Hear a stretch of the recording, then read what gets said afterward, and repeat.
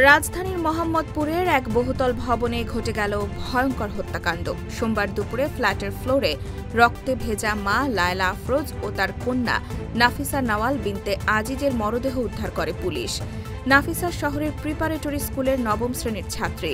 তার বাবা আজিজুল ইসলাম শিক্ষকতা করেন। পুলিশের প্রাথমিক ধারণা অনুযায়ী হত্যাকাণ্ডে জড়িত গৃহকর্মী। সিসিটিভি ফুটেজে দেখা গেছে বোরকা পরা ওই ব্যক্তি বাসায় ঢুকেছিল আর বের হওয়ার সময় তার পরনে ছিল নাফিসার স্কুল ড্রেস।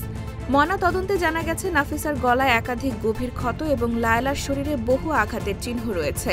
সন্দেহ করা হচ্ছে গ্লাভস পরে ধারালো অস্ত্র দিয়ে এই নির্মম হত্যাকাণ্ড সংঘটিত হয়েছে।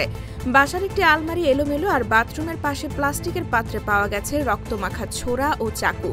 তদন্ত সংস্থা মনে করছে পরিকল্পিতভাবে মা মেয়েকে হত্যা করার পর গৃহকর্মী হয়তো বাথরুমে গিয়ে নিজেকে পরিষ্কার করে ফ্ল্যাট থেকে বেরিয়েছেন।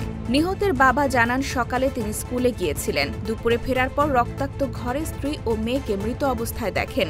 পুলিশের জিজ্ঞাসাবাদে প্রাথমিকভাবে জানা গেছে 4 দিন আগে ওই গৃহকর্মীকে বাসায় নিয়েছিলেন, কিন্তু তার পরিচয় ও ফোন নম্বর সংগ্রহের সময় সে মিথ্যা তথ্য দিয়েছিল। মা মেয়ের লাশ ময়নাতদন্ত শেষে পরিবারের কাছে হস্তান্তর করা হয়েছে। পুলিশ এখনও হত্যাকাণ্ডের রহস্য উদ্ঘাটন ও পলাতক গৃহকর্মীর সন্ধান চালাচ্ছে।